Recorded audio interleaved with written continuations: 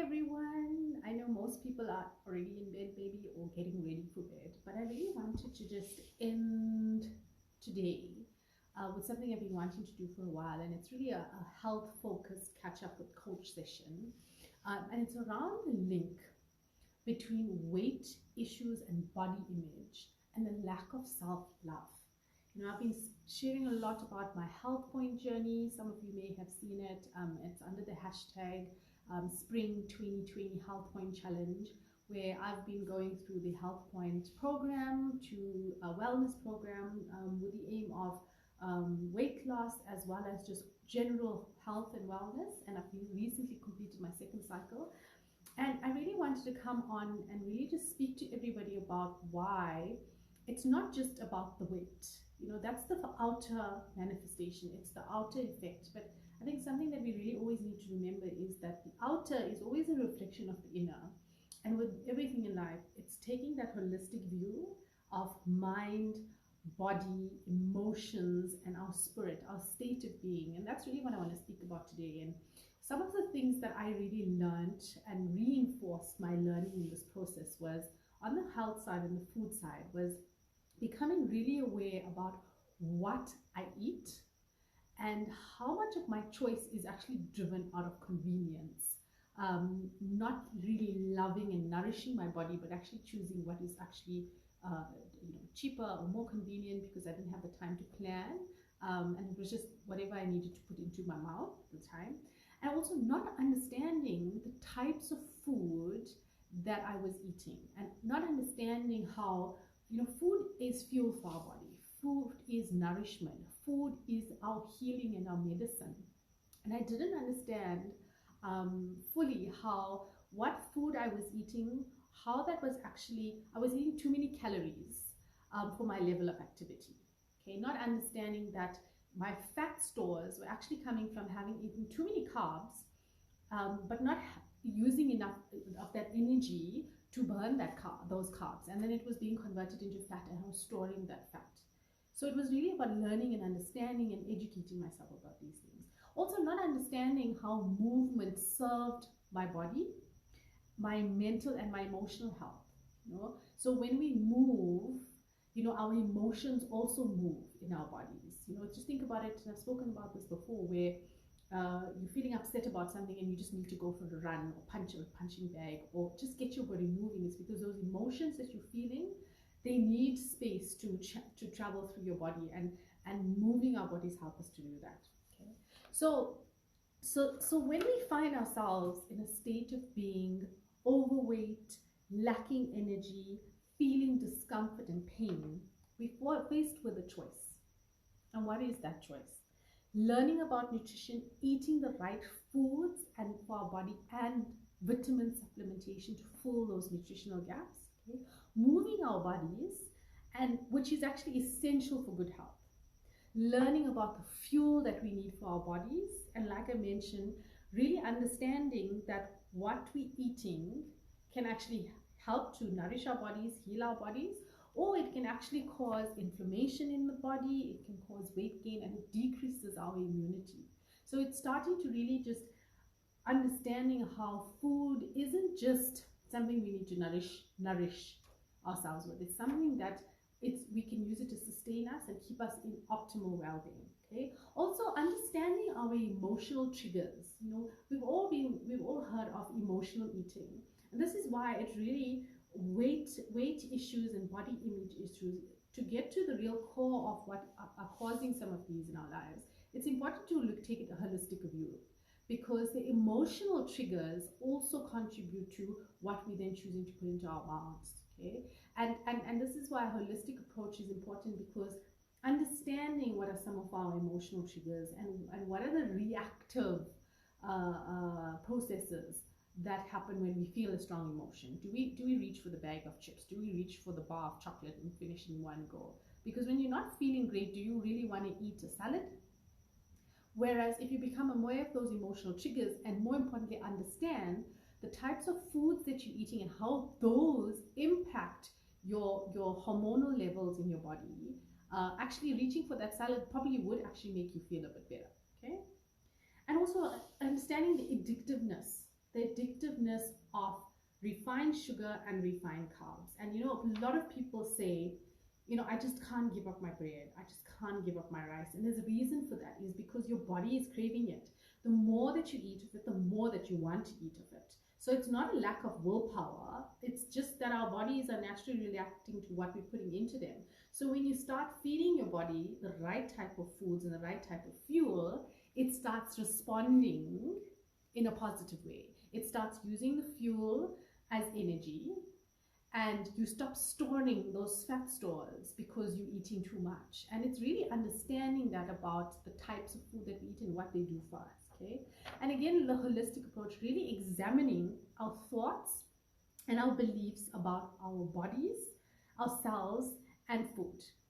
And in educating ourselves, we are then faced with a choice, which may include making changes, and oftentimes this is where we trip ourselves up. And this is something I've found during this process, where a lot of people have been drawn to you know, this health point program, you're losing weight, great results. You know, I've been wanting to lose weight for a while, and I've shared information.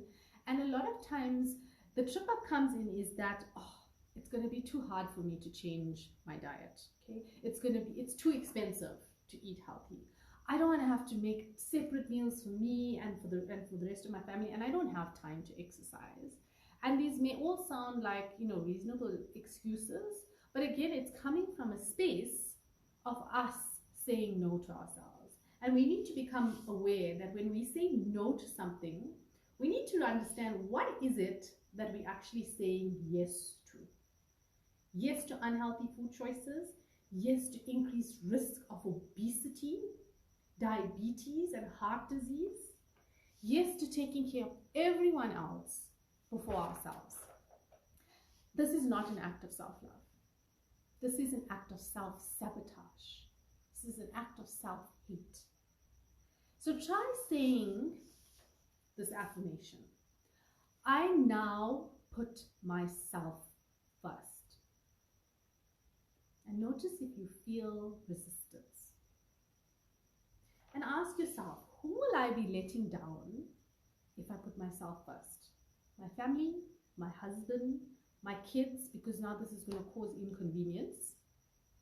Maybe my parents, my mother, because she's taught me that, you know, you need to put everyone else's needs ahead of my own. Maybe society's needs, especially for women, where we've been taught that as women, as mothers, everyone else before me.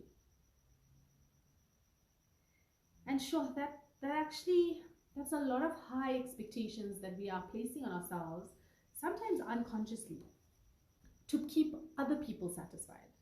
And most of them don't even realize everything that we're sacrificing for them. And it's because people have been conditioned to get used to a way of being. You know, I've had to go through some of that conditioning myself, because for a long time I also made excuses about, oh, I can't give up my rice. I love my rice. I love my curry and rice. Okay, what am I going to eat? I know I like my healthy food, but I don't know what I need to do to be able to lose weight. So getting access to a program which taught me, gave me the education and gave me the system to actually help to, firstly, I needed to reduce those fat stores. So I needed to eat in such a way that was using the fat as fuel. So that when I was doing my 10,000 steps a day, I was burning the fat. I was using the fuel that was existing in my body to do that. And I was nourishing my body through the right forms of carbs and fruits and vegetables and protein to keep me satisfied and to build the protein building blocks in my body. Okay, and that took conditioning, understanding of my conditioning, because yes, it meant me needing to prepare separate meals for myself.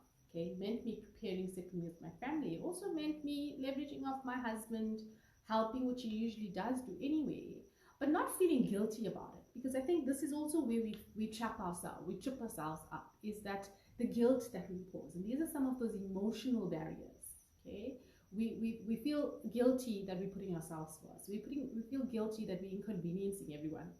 We feel guilty that your family is getting to enjoy all of these foods, and we think, oh, I'm depriving myself. And those are some of the thinking patterns we need to become aware of, is that when I eat and when I choose a healthy meal, what is the thought that I have? that I'm depriving myself or that I'm nourishing my body, because each thought has a very different impact, both chemically and in terms of how we feel about ourselves. So becoming mindful of our thoughts and our words is just as important as what we choose to put into our mouths. Okay. So now let's change that affirmation that we said before to, I am willing to learn to put myself first. Does that sound easier? And you can add to that, it is easy for me to choose healthy food and beverages. My family enjoys and benefits from healthy eating. I now choose health and wellness. I trust everyone to take care of themselves, and it is safe for me to change. People with weight and body image issues are givers and doers and are often excessively generous. This is what Louise Hay and Mona Lisa Schultz say in their book, All is Well, in the Healing the Body. And we really need to understand, and from everything that I've said, where do you see this maybe resonating for you? Where do you see yourself being a giver, being a doer, but also having some body issues that you're experiencing? And there's a direct link. Louise Hay speaks about this in her book, You Can Heal Your Body, the mental causes behind physical issues and physical ailments in the body, and the metaphysical way to overcome them, which is through a shift and change in our thought patterns using positive affirmations. So if this resonates, would you ask yourself, what need exists within me to give so generously of myself to so many and do so much for others, but not for myself? And I really want to leave you with that today, is really understanding that self-love really is the cure to all. And we see it manifested in our lives. Look at what's not working in your life, whether it's something physical from a body, physical image perspective. Maybe it's something that's not working in your relationships, in your job. And really understand, outer is a reflection of the inner. What do I need to change in the inside in terms of my thoughts and my beliefs? And start there. So thank you for taking the time to listen to me today, and hope to chat to all of you again soon. Bye everybody. Have a great evening.